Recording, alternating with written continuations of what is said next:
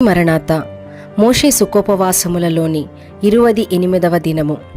పాఠము యొక్క అంశము యేసు ప్రభువు చేసిన ఉపవాసము మొదటి భాగము. వాక్యము యాకోబు పత్రిక 4వ అధ్యాయము 1 నుండి 10 వచనములు. ప్రార్థన. పరలోకపు తండ్రి, పరవాసము నీ చేతిలోనే ఉన్నది, భూవాసము నీ చేతిలో ఉన్నది, నిత్య నివాసము నీ చేతిలోనే ఉన్నది, ఉపవాసము నీ చేతిలోనే ఉన్నది, పరవాసము నిత్యవాసము అనగా మేము పరమునకు వచ్చిన తరువాత పరవాసము. మేము భూలోకములోనే ఉండి ఇతర దేశములకు సువార్త పని మీద వెళ్ళినప్పుడు అది భూలోకవాసము అనగా ఇక్కడే మేముండి మా స్వస్థానములోనే నివసించేది. మేము పరలోకమునకు వచ్చిన తరువాత అది నిత్యవాసము. అయితే ఇక్కడే నీ సన్నిధిలో గడుపునది ఉపవాసము. మేము ఎప్పుడైనా సరే నీతోనే ఉండునట్లు ఇవన్నీయు అనగా భూవాసము, పరవాసము, నిత్యవాసము, ఉపవాసములన్నీయు నీ చేతిలోనే ఉన్నవి గనుక మాకు నిర్విచారము. ఎందుకనగా అన్నిటిలో నీవున్నావు కాబట్టి అనేక వందనములు. మరలా ఈ సాయంకాలము ఉపవాసమును గురించి కొద్దిగా మాట్లాడుకొనబోవుచున్నాము. నీ సన్నిధి వాసము మాకు తోడయుండును గాక. మేము అక్కడకు వచ్చిన తరువాత ఇది మీకు పరవాసమగును, అది మాకు నిత్యవాసమగును. అబ్రహాము యొక్క చరిత్రలో పరవాసము అని ఉన్నది. అప్పుడది పరమునకు వేరేయున్న భూలోకవాసమే. ఇప్పుడు మేము అబ్రహాము పరవాసములో ఉన్నట్టు ఈ లోకములో పరవాసములో ఉన్నాము. మేము ఉపవాసము చేయునప్పుడు పరలోక నిత్య నివాసము చేసినట్లే. మేము అక్కడకు వచ్చినప్పుడే నీవు మాకు స్పష్టముగా కనబడుదువు. ఇప్పుడు మేము నీ సన్నిధిలో ఉన్నప్పుడు నీవు ఇక్కడకు వచ్చి కనబడి మాట్లాడుచున్నావు గనుక ఇక్కడైనా నీవే, అక్కడైనా నీవే గాన ఓ త్రిత్వదేవా, నీకనేక వందనములు. ఆమేన్. స్తుతి ప్రార్థన. తండ్రి, నీకనేక వందనములు, ఎందుకంటే ఇన్ని నాళ్ల నుండి నీవు మాకు చేసిన మేళ్లన్నిటి నిమిత్తము వందనములు. నీకు నమస్కారములు, ఎందుకంటే నీవు మాకు దివ్య లక్షణములు గల దేవుడువైన తండ్రివైనావు గనుక నమస్కారములు.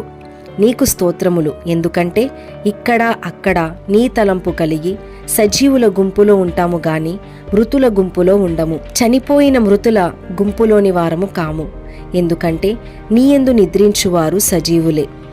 లోకములో ఎవరైనా మంచము మీద నిద్రపోతూ ఉంటే సజీవులంటామా మృతులంటామా? అలాగే నీయందు నిద్రించే భక్తులందరూ సజీవులే గాని మృతులు కారు. నీ వాక్యములో రాయబడినది ఏమని? నీవు సజీవులకు దేవుడవు గాని మృతులకు దేవుడవు కావు అని రాయబడి ఉన్నది. మేము జీవించిన నీవారమే, చనిపోయిన నీవారమే. ఒక స్వంత మాట కల్పించుకొన్నాము, అది బైబిలులో లేదు. అదేదంటే మేము పాపములో పడిపోయినను నీవారమే, పాపములో నుండి లేచినను నీవారమే. ఉదాహరణ, ఒక తండ్రి యొక్క కుమారుడు బురదలో పడినను తండ్రి కుమారుడే, ఆ అబ్బాయి కడుగబడిన తరువాత కూడా తండ్రి కుమారుడే. అట్లే మేము నీ ఆజ్ఞలకు విరోధముగా ఉంటే నీవు శిక్షిస్తావు గాని వెంటనే రక్షిస్తావు. శిక్ష యొక్క ఉద్దేశము రక్షణే. ఇవన్నీ తలంచుకొని నీకు స్తోత్రము స్తోత్రము, జయము జయము అని స్తుతించుచున్నాము. ఈ స్తుతులు మా స్వంతముగా చేస్తే వట్టివే గాని నీ కుమారుని ద్వారా నీ యొద్దకు రవాణా చేస్తున్నాము గనుక అవి దేవదూతల స్తుతులు, ప్రసిద్ధికెక్కిన గొప్ప స్తుతులుగా ఉండును. అయితే మా స్తుతుల వంటి స్తుతులు చేయడం వారికి దేవదూతలకు చేతకాదు, ఎందుకంటే వారెన్నడూనూ పాపము చేయలేదు. ఈ స్తుతులు చేయుటకు మేమే తగిన వారము. ఈ స్తుతులు మేము చేయగలిగితే వాటిని పరలోకపు తండ్రి వింటే ఆయన పరమానందభరితుడగును అని మాకు తెలియను. దేవదూతల స్తుతి పరలోక గడపల కమ్ములు కదిలించే బలమైన స్తుతి. మా స్తుతులు కృతజ్ఞతతో నిండుకొనిన స్తుతులు. మా స్తుతులు నీ కృపను తలంచుకొని కృతజ్ఞతతో తలవంచుకొని చేసే స్తుతులు. దేవదూతల స్తుతులు నీ మహిమను తలంచుకొని నీ గొప్పతనమును తలంచుకొని చేయు స్తుతులు గనుక మా స్తుతులు పరలోక వాస్తవ్యులకు దూతలకు చూపించుము అని వేడుకొంటున్నాము. మా స్తుతులు భూతాలును సైతానును చూస్తాయి గనుక అవి అడలిపోతాయి. వాటికి పుట్టగతులు లేవుగాని మొండితనముండును, భయపడును గాని అప్పుడప్పుడే గాని పూర్తిగా భయపడవు. ఈ స్తుతులు త్వరగా రానయ్యున్న యేసునామమున అంగీకరించుము. ఆమేన్. 1. ఏలియా యొక్క ఉపవాసము మన శక్తికి మించినది. 2. మోషే యొక్క ఉపవాసము మన ఊహకు మించినది. ఏలియా అడవిలో నడుస్తూ చేసిన ఉపవాసము దేవుని తలంచుకొని చేసెను. మోషే దేవుని యొక్క ముఖము చూస్తూ ఉపవాసము చేసెను. అప్పుడు మోషేకు వేరొక తలంపు, దైవికము గాని చిన్న తలంపు వస్తేనే భస్మమైపోయి ఉండును. దేవదాసయ్య గారు కూడా కండ్లకు గుడ్డ కట్టుకొని మోషే ఉన్నట్లు దేవుని మహిమలో ఉండిరి. కండ్లకు ఎందుకు గుడ్డ కట్టిరి? బాహ్యలోకం చూడకుండా, అనగా లోకము కనబడకుండా గంతులు కట్టుకొనిరి. ఉగ్గపెట్టి కనిపెట్టిరి గనుక తండ్రి, కుమార, పరిశుద్ధాత్మలను ఈ ముగ్గురు అక్కడ ఉందురు. అది మోషే గుడారము వంటిదే, అనగా సన్నిధి గుడారము.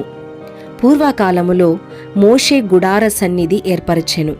అది మోషేకు బహు సంతోషము, బహు మహిమ, ఆనందము కలిగించినది.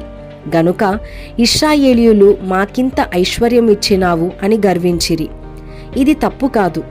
మోషే ఉపవాసము అయ్యగారు కూడా చేసిరి. కండ్లకు గుడ్డ కట్టుకొని మహిమలోనికి వెళ్ళిరి. లేని ఎడల కండ్లు పగిలిపోవును. ఉగ్గబెట్టుకొని ఉన్నారు. మోషే, ఏలియా యొక్క ఉపవాసము మన శక్తికి, ఊహకు మించినది గాన యేసు ప్రభువు యొక్క ఉపవాసము మనకు సరిపోయింది. ఎందుకంటే ఆయన మనిషి యొక్క వరుసలోనికి వచ్చి నిలబడ్డాడు గనుక. ఎందుకంటే యేసు ప్రభువునకు దైవత్వమున్నది, మనుషత్వమున్నది గనుక మనకు సరిపోయినది. మనకు సరిపోయేటట్లు సరిపుచ్చుటకు ప్రభువు వచ్చెను. ఫిలిప్పీలకు రాసిన పత్రిక 2వ అధ్యాయములో ఉన్నది. ఆయన రిక్తుడై వచ్చెను అను మాటకు భావమిదే, అనగా దైవత్వము అక్కడనే పరలోకములోనే ఉంచిపెట్టి ఈ మనుషత్వములోనికి ఎంత దైవత్వము కావలెనో అంతే ఉంచెను. ఎందుకంటే మన విషయమై చేయవలసిన పనులు మనుషత్వము చేయవలెను గాని ఒక దైవత్వముతోనే చేయరాదు.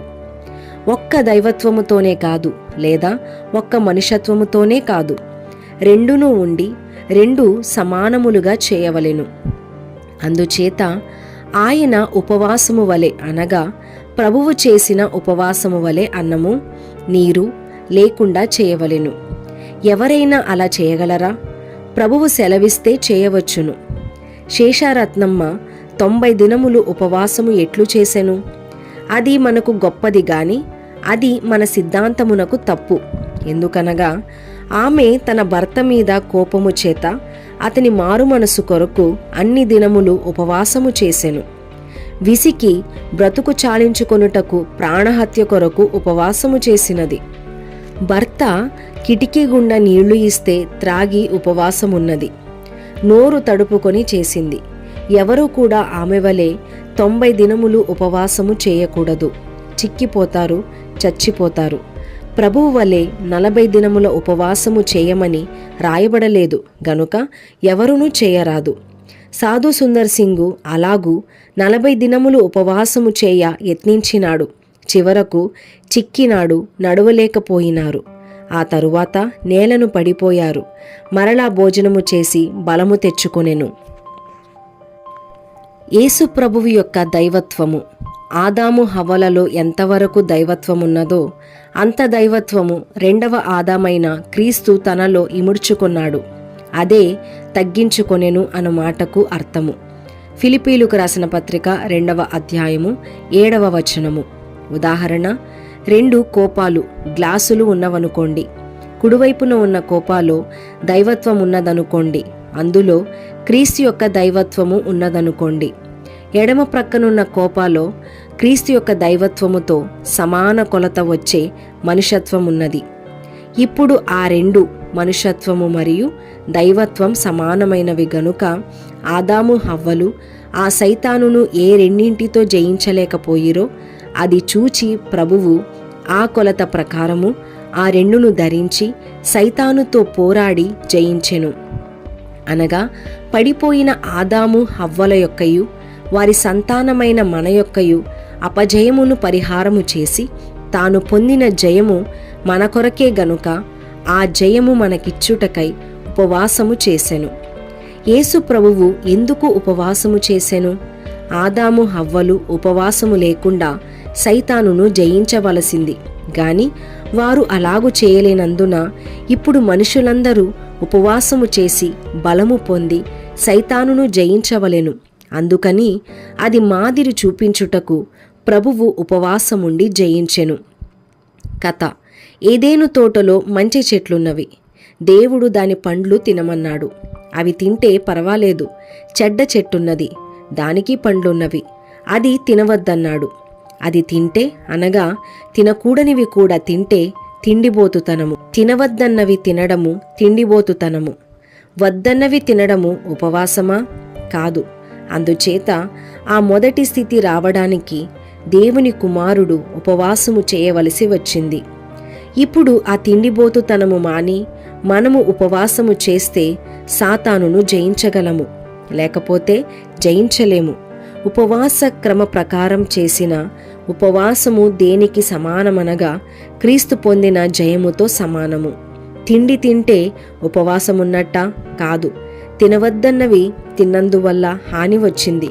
ఇప్పుడు ఉపవాసముతో తినకపోవుట వల్ల మేలు వచ్చింది. ప్రభువు మనలను నావలే మీరు 40 దినములు ఉపవాసముండండి అని చెప్పలేదు గాని ఉపవాసముండండి అని చెప్పెను. అయితే రోజులు ఎన్నో అది మీ శక్తిని బట్టి నిర్ణయించుకొనుమన్నట్లే ఉన్నది గనుక అది మన ఇష్ట నిర్ణయము. సారాంశము: ప్రభువు మాట: మీరు ఉపవాసముండి దుఃఖముక్కులై ఉంటే మీరు లోకానికి బడాయికి చేసినట్లు గనుక స్నానము చేసి తలకు తైలము రాసుకొని అన్నము తినిన వారి వలనే ప్రవర్తించవలెను. ప్రభువు చేసినన్ని రోజులు ఉపవాసము చేయండి అని చెప్పలేదు. ఎన్ని దినాలైనా చేయవచ్చును. ఉపవాస పరులు చిక్కితే అది ఉపవాసము కాదు. విసుగుకొంటే అది ఉపవాసము కాదు. మనోనిదానము తప్పితే అది ఉపవాసము కాదు. మోషే ఏలియాలకు అది ప్రత్యేకమైన గిఫ్టు, బహుమానము. అది నేటి వారికి కాదు. అనేక గొప్ప భక్తులున్న వారు ఆ పని చేయలేరు. జాగ్రత్త! మీ సన్నిధి నోట్సులు సైతాను ఎత్తుకొని పోవును, లేక కాల్చివేయును. సన్నిధి కూటస్థుల నోట్సులు కాల్చివేయును. మీకు ఆ సంగతి తెలియదు. మీరు మందమతితో ఉందురు, గ్రహించలేరు గనుక వాటిని జాగ్రత్తగా భద్రపరచి సమయము వచ్చినప్పుడు వెల్లడి చేయండి. ఉదాహరణ: ఎమ్మాయి శిష్యులు దారిలో ప్రభువును చూచిరి గాని గుర్తించారా? మాటలాడినారు గాని గ్రహించినారా? వారు మందమతులై దుఃఖముకులై ఉన్నందున చూచియు తెలుసుకొనలేదు. ప్రభువు మాట వినియు గ్రహించలేకపోయిరి. అట్లే సన్నిధి కూటస్థులకును జరుగును గనుక జాగ్రత్తగా ఉండండి. సారాంశము: మనకు ఉపవాసములున్నవి ఎందుకనగా మనలను మనము దిద్దుకొనుట కొరకు. యేసు ప్రభువు ఉపవాసము ఆయన దిద్దుబాటు కొరకు కాదు గాని సైతానును జయించుట కొరకు. మనము కూడా సైతానును జయించుటకు ఉపవాసము చేయవలెను. 40 దినములు చేయాలంటే ప్రభువే చెప్తారు. మనిషికి పేరు రావడానికి, అనగా సైతానా నేను నిన్ను జయించినాను అనే విశ్వాసము కుదరటానికి ఆయన మనతో ఉపవాసము చేయిస్తారు. ఓ సాతానా, నీవు పాపము చేయించిన నీ మనిషి నిన్ను జయించినాడు. ఆది మనిషి ఓడిపోయినాడు. అయితే ఆది మనిషి పక్షముగా ఉన్నవాని సంతతి వారైన విశ్వాసులు నిన్ను జయించుచున్నారు అని ప్రభువు సాతానుతో చెప్పెను. గనుక ఆ మంచి పేరు మనిషికి రావలెను అనునది ప్రభువు ఉద్దేశమయున్నది. జయించిన వారు క్రీస్తు జయించాడని అనుటకు కాదు. మనిషే, అనగా నేను కూడా జయించినాడనే పేరు సంపాదించుకొనుట కొరకు ఉపవాసముండవలెను. యేసు ప్రభువు ఉపవాసము చేసినప్పుడు పిశాచి ప్రక్క నుండి చూచినాడు గాని దగ్గరకు రాలేదు. ఆయన అంతటి ఉపవాస దీక్షలో ఉన్నారు. అలాగే మీరును ఉపవాస దీక్షలో ఉంటే సైతాను రాడు. దీవెన: అలాగు జయించిన పెండ్లి కుమారుని వలె మీరును ఈ 40 దినముల ఉపవాస దీక్షలో సాగి పిశాచిని సంపూర్ణముగా జయించు శక్తి సంపాదించుకొందురుగాక. ఆమేన్.